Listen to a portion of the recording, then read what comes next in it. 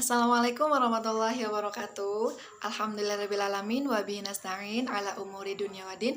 Assalatu wassalamu ala asrofil anbiya'i wal mursalin wa ala alihi washabihi ajmain amma ba'du. Yang terhormat kepada guru kita semua, Ibu Eni, selaku dosen pengampu konseling keluarga, yang semoga Ibu sehat-sehat terus ya. Amin. Semoga Ibu dilancarkan urusannya, dilapangkan rezekinya, dan dimudahkan segala urusannya. Amin. Oke, baiklah, alhamdulillahirrahmanirrahim. Jadi di video kali ini saya Fatona dari BKI 5A akan sedikit mereview tentang materi-materi konseling keluarga yang sebelumnya Fatona nggak nimbrung di grup. Jadi di sini Fatona akan mereview 4 kelompok, yaitu kelompok 2, kelompok 4, kelompok 5, dan kelompok 6. Oke, tanpa panjang lebar, kita langsung aja ke materi yang pertama, yaitu kelompok 2 dengan judul materi studi kasus. Nah, jadi teman-teman, sebelum kita membahas terlalu jauh tentang konseling keluarga, kita akan membahas tentang studi kasus. Nah, studi kasus itu contoh kasus dalam keluarga. Nah, jadi Fatona akan mencontohkan. Di sini Fatona akan mencontohkan studi kasus tentang ada seorang suami yang melakukan kekerasan terhadap istri yang sedang hamil tua. Dia berpikir bahwa anak yang dikandung oleh istrinya itu bukan darah daging dia, sehingga dia melakukan kekerasan dengan menginjak-injak perutnya si istrinya itu sampai mati. Bukan istrinya mati, sampai si cabang bayinya yang mati. Nah, itu termasuk contoh kekerasan dalam rumah tangga. Sebetulnya kekerasan dalam rumah tangga itu sudah diatur oleh Undang-Undang Nomor 23 Tahun 2004 bahwa setiap warga negara itu berhak mendapatkan perlindungan dan keamanan. Dan selanjutnya, ketika melakukan perbuatan kekerasan dalam rumah tangga, maka itu sudah melanggar hak asasi manusia. Selain itu, ketika sudah melanggar hak asasi manusia, seseorang yang melakukan kekerasan dalam rumah tangga pun akan dikenakan pidana. Nah, itulah hal-hal yang ketika kita melakukan kekerasan dalam rumah tangga, maka kita sudah melanggar 3 hal. Kita sudah melanggar hak asasi manusia, kita juga sudah dihukum pidana, dan kita sudah melanggar sebagai warga negara yang harusnya mendapatkan keamanan dan ketentraman. Nah, dari sini untuk menghindari permasalahan dalam rumah tangga berbentuk kekerasan dalam rumah tangga, maka yang harus kita lakukan adalah dengan 2 cara. Yang pertama adalah negara yang melindungi warga negaranya dari permasalahan-permasalahan kekerasan dalam rumah tangga. Nah, hal ini pun sudah dilakukan oleh negara kita, yaitu dalam Undang-Undang Nomor 23 Tahun 2004 tadi. Nah, selebihnya untuk meminimalisir permasalahan keluarga, maka harus adanya konseling keluarga. Jadi, di dalam konseling keluarga ini, kita akan membantu permasalahan-permasalahan yang terjadi dalam rumah tangga dengan pendekatan humanistik. Maksudnya, kita hanya membantu menyelesaikan masalah mereka, sedangkan mereka sendirilah yang akan mencari jalan keluar untuk permasalahan dari permasalahan mereka itu. Nah, jadi inilah pentingnya mengapa konseling keluarga itu hadir di tengah-tengah masyarakat untuk membantu permasalahan yang terjadi di keluarga orang-orang gitu kan. Nah, inilah dari kelompok 2 menceritakan tentang studi kasus gitu. Jadi sebelum kita bercerita tentang lebih jauh tentang konseling keluarga, alangkah baiknya kita bercerita tentang kasusnya dulu dan seberapa pentingkah gitu kan konseling keluarga untuk membantu permasalahan di dalam konseling keluarga ini. Jadi begitulah teman-teman. Oke, lanjut ke materi yang kedua, yaitu tentang apa tuh? Latar belakang. Nah, kenapa gitu kan kita harus belajar harus menggunakan konseling keluarga? Apa sih latar belakangnya gitu kan? Nah, jadi latar belakangnya itu adalah sebelum kita bercerita tentang latar belakang, kita akan mengetahui dulu definisi tentang konseling keluarga ini. Nah, seperti yang sudah teman-teman ketahui juga bahwa keluarga adalah unit terkecil dalam tatanan masyarakat yang dibalut oleh pernikahan, gitu.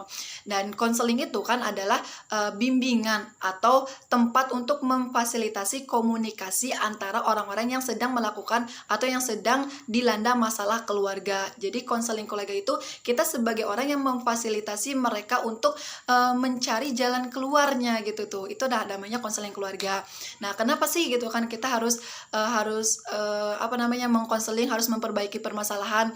Nah, karena kita itu adalah makhluk individual gitu kan. Makhluk individual ini maksudnya aku dan kamu itu berbeda. Aku ya aku, kamu ya kamu. Aku mempunyai perbedaan seperti aku tinggi, aku cerewet, aku kayak gini, dan kamu pendek, kamu pesek, kamu mancung, kamu pintar. Perbedaan antara aku dan kamu itu memiliki perbedaan. Jadi wajar dalam sebuah hubungan rumah tangga ataupun yang lainnya itu memiliki pertengkaran karena kita memiliki sisi yang berbeda. Namun di dalam sisi yang perbedaan itu kita juga mempunyai persamaan, teman-teman. Seperti sama-sama punya hobi yang sama, terus makanan kuliner yang sama, dan lain sebagainya. Maka ketika dua hubungan itu sedang bertengkar karena perbedaan itu, kita sebagai konselor harus menyatukan karena mereka sebenarnya mempunyai kesamaan yang sama gitu kan. Sehingga ngapainlah lama-lama berantem mending hayu gitu kan, baikan. Itu tuh hanya ego sesaat gitu. Sebenarnya kalian tuh bukan berbeda, tapi hanya mengedepankan gitu kan. Di dalam individual kalian juga mempunyai ada salah satu kesamaan gitu, sehingga makanya kalian itu saling melengkapi. Dan selanjutnya kita itu termasuk orang makhluk sosial. Nah, makhluk sosial itu maksudnya apa? Makhluk sosial itu adalah makhluk yang butuh terhadap orang gitu kan. Jadi kalau sekarang kita berantem gitu kan, yang nggak akan lama gitu, nanti juga suatu saat kita juga bakal butuh dia gitu kan, kita juga bakal minta bantuan sama dia gitu kan. Jadi ngapain gitu kita harus lama-lama bertengkar. Makanya kita sebagai konselor, sebagai jembatan mereka mengkomunikasikan apa sih sebenarnya yang menjadi permasalahan dan bagaimana sih memperbaiki itu semua gitu. Karena kita suatu saat juga akan butuh terhadap dia karena kita adalah makhluk sosial.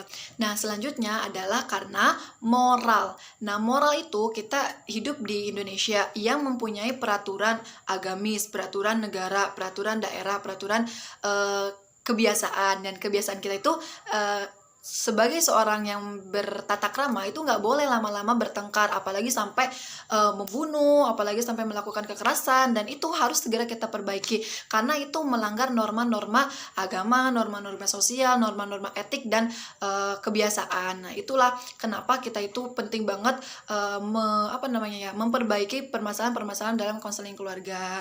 Nah, itu di kelompok keempat. Jadi tadi Fatun ulangi lagi, yang kelompok pertama kita ngebahas tentang studi kasusnya, bagaimana kasus kekerasan dalam rumah tangga, sehingga kita penting banget adanya konseling keluarga. Dan selanjutnya kita juga di kelompok ini kita membahas tentang bagaimana latar belakang konseling keluarga, sehingga konseling keluarga itu harus kita lakukan gitu kan. Karena tadi yang udah Pak Tona jelasin kalau kita itu manusia yang mempunyai sifat individualis, mempunyai sifat sosialis, dan mempunyai moralitas gitu kan. Terus selanjutnya ke kelompok yang kelima, yaitu tentang proses dan tahapan konseling keluarga. Nah, ini yang paling intisarinya yang ini gitu kan. Nah, ketika seseorang sudah ingin cerita ke konselor gitu kan, maka tahapan-tahapan yang harus kita lakukan adalah, yang pertama adalah kita ketemu sama klien kita, cerita ke kita, dia ngobrol. Nah, selanjutnya yang kita lakukan adalah kita minta izin kepada klien untuk mendatangkan keluarga untuk digabungkan dalam konseling ini. Karena sebagaimanapun juga konseling keluarga itu berbeda dengan konseling individual. Konseling keluarga itu harus menyambungkan, bukan sih kayak menggabungkan atau meminta bantuan kepada orang-orang untuk menyelesaikan permasalahan ini. Berbeda dengan konseling individual yang hanya aku dan kamu gitu, antara konselor dan klien. Kalau konseling keluarga mah enggak, harus mengikut sertakan keluarga-keluarga terdekat. Namun sebelum itu kita juga harus minta izin dulu kepada kliennya. Bisa jadi orang yang kita tunjuk itu adalah yang menjadi sumber permasalahannya. Jadi makanya kita harus minta izin kepada klien untuk meminta persetujuan siapakah yang akan diikut sertakan dalam konseling ini. Namun apabila si keluarganya itu tidak mau gitu kan, nggak mau ikut-ikutan dalam permasalahan kita, maka kita sebagai konselor itu harus menuntut gitu. Bagaimanapun juga permasalahan ini akan kelar kalau keluarga ikut serta dalam permasalahan ini. Begitulah teman-teman. Namun ada hal-hal yang perlu kita perhatikan dalam melakukan konseling keluarga ini. Yang pertama adalah kita tidak boleh larut dalam suasana. Contohnya gini, si klien cerita ke kita panjang lebar gitu, terus permasalahannya tuh sama seperti yang kita alami, dan kita ikut balik cerita gitu kan, kita malah ikut emosi dan kita malah ikut-ikutan menceritakan permasalahan kita. Nah, itu yang nggak boleh dilakuin oleh seorang konselor gitu kan. Kita terbawa hanyut oleh masalah kita sendiri gitu kan. Terus yang keduanya adalah kita langsung menjudge, kita langsung menilai dia, kok kamu kayak gitu, kamu tuh salah kayak gitu, kayak gini nanya gitu. Jadi bikin gak nyaman si kliennya, kok saya cerita malah digituin sih, kok saya malah disalahin sih. Nanti yang ada bukannya pengen mengungkapkan masalah, tapi dia malah membatasi diri untuk nggak cerita kepada konselor, karena si konselornya itu langsung menjudge gitu kan, menjudge salah atau menjudge apapun gitu kan. Terus yang ketiganya adalah cara kitanya yang salah gitu kan. Dia tuh udah mau cerita ke kita, tapi kita menggunakan cara yang salah.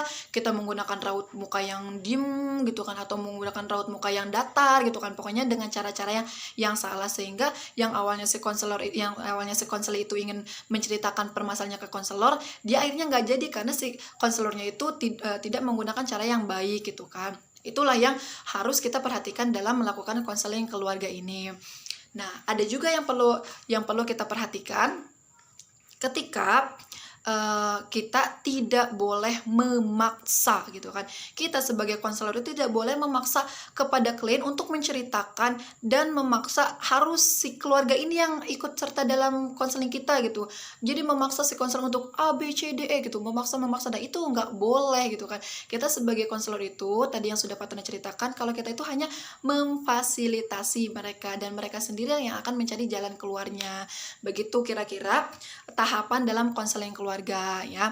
Terus selanjutnya yaitu yang keenam, tentang teknik konseling keluarga. Nah, ini yang paling penting adalah teknik-teknik dalam melakukan konseling keluarga. Teknik melakukan konseling keluarga itu ada 10, banyak banget kan. Nah, yang pertama adalah teknik sculpting. Apa itu sculpting? Mematung. Nah, mematung itu maksudnya kayak gini.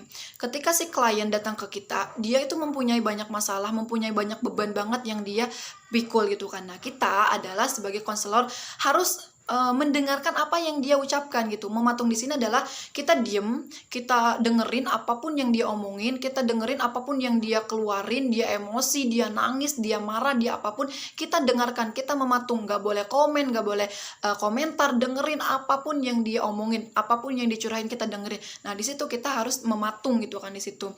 Terus tahap yang keduanya adalah role playing atau bermain peran. Nah, bermain peran itu kita seakan-akan jadi orang yang dibencinya, agar emosi yang dia rasain itu terluapkan, agar dia nggak kesel lagi, dia bisa ngungkapin kalau misalkan amarah dia tuh seperti ini gitu kan. Kita di situ bermain peran. Kalau misalkan dia nggak suka sama suaminya, kita di situ berusaha untuk menjadi suaminya gitu kan, agar si kliennya itu bisa mengungkapkan emosi sehingga dia nggak punya beban lagi gitu kan. Dia mau nangis kah, atau mau teriak kah, mau pukul kah gitu kan. Nah, untuk selanjutnya adalah teknik diam. Nah, teknik diam di sini adalah bukan kita diam ya, tapi pastikan dia di situ ada emosi, terus dia bingung mau ngomong apa saking emosinya gitu kan. Nah, di situ kita nggak boleh nyekat, ya udah kita diem aja gitu kan. Kita diem untuk mendengarkan apalagi nih emosi yang dia mau keluarin, apalagi nih omongan yang bakal dia ucapkan gitu kan. Nah, udah gitu selanjutnya kita konfrontasi. Nah, konfrontasi itu sifatnya mungkin di omongan pertama dia mengatakan A, di omongan yang kedua dia mengatakan B. Nah, maka di situ kita harus ada konfrontasi. Konfrontasi itu kita nanya yang benar tuh yang mana, yang A apa yang B gitu kan, biar kita mengkonfrontasi apakah yang benar tuh yang mana gitu kan. Terus selanjutnya adalah teknik via question gitu kan. Nah, di sini baru kita nanya-nanya. Nah, ketika dia sudah mengekspresikan emosinya, baru di sini kita nanya, "Mbak, kenapa? Emang permasalahannya bagaimana? Terus kayak gini, emang maunya kayak gimana?" Nah, di situ kita nanya-nanya lah. Terus selanjutnya listening. Nah, ketika kita nanya, pastikan dia ngomong. Nah, di sini kita listening, kita mendengarkan. Nah, mendengarkan di sini nggak cuma mendengarkan, tapi juga menyimak apa sih sebenarnya yang menjadi permasalahan, apa sih intisarinya, apa sih yang menjadi titik permasalahan dalam permasalahan dia gitu kan, sehingga kita bisa menyimpulkan sementara oh ternyata permasalahan dia seperti itu. Nah, setelah kita mempunyai inti permasalahan, kita teknik selanjutnya adalah mengikhtisarkan atau memfokuskan gitu kan. Nah, ketika dia bercerita, dia kan pasti lalang lewat kemana. Nah, kita memfokuskan, mengkerucutkan gitu permasalahan dia itu yang seperti ini. Kita membawa dia kepada kerucut permasalahan yang harus difokuskan. Nah, setelah itu kita menyimpulkan. Nah, setelah dia sudah mengeluarkan emosinya, kita juga sudah bermain peran, dan dia juga sudah menjawab pertanyaan-pertanyaan dari kita. Nah, dari situ kita sudah menyimpulkan, oh ternyata permasalahan Mbak seperti ini, seperti ini, seperti ini gitu kan. Kayak gini, kita udah tahu nih permasalahan dia seperti apa. Nah, yang selanjutnya kita sebagai konselor menjernihkan pemikiran dia, menjernihkan perasaan dia, menjernihkan emosi dia, sehingga nantinya dia udah mulai tenang, dia udah mulai nyaman, udah kayak ya udah gitu kan, udah mulai emosinya udah keluar, jadi nggak ada lagi emosi yang dia tanam, udah yang dia rasain. Dan tahap selanjutnya adalah kita merefleksikan supaya badan dia tenang, emosi dia sudah stabil, terus kayak pemikirannya cerah lagi, sehingga ketika sudah refleksi, sudah tenang, barulah kita tahap selanjutnya yaitu mencari jalan keluar. Nah, begitulah teman-teman yang bisa saya sampaikan. Jadi intinya yang seperti yang dari awal saya sampaikan, bahwa sebelum kita bercerita jauh tentang konselor, tadi ada studi kasusnya bagaimana, terus apa sih yang disebut dengan konseling keluarga itu, terus tahap-tahapannya, sehingga proses konseling keluarga itu seperti itulah gitu kan. Nah, mungkin itu yang bisa saya sampaikan, kurang lebihnya saya mohon maaf. Kalau misalkan ada salah kata, saya mohon maaf. Kalau misalkan bicara saya kecepatan, saya juga mohon maaf, karena emang saya tipe orang yang kalau ngomong tuh cepet gitu kan, jadi mohon maaf gitu kan. Saya harap teman-teman bisa memaklumi, termasuk ibu dosen juga gitu kan, semoga bisa memaklumi apa yang menjadi sifat saya gitu kan. Nah, baiklah, terima kasih. Sekali lagi saya mohon maaf apabila ada kesalahan kata, kurang lebihnya saya mohon maaf. Terima kasih atas ibu dosen yang telah memberikan kesempatan Fatona untuk ikut UTS. Semoga ibu selalu mendapatkan keberkahan dalam hidupnya, amin. Oke, terima kasih. Wallahul muwaffiq ila aqwamit thoriq. Wassalamualaikum warahmatullahi wabarakatuh.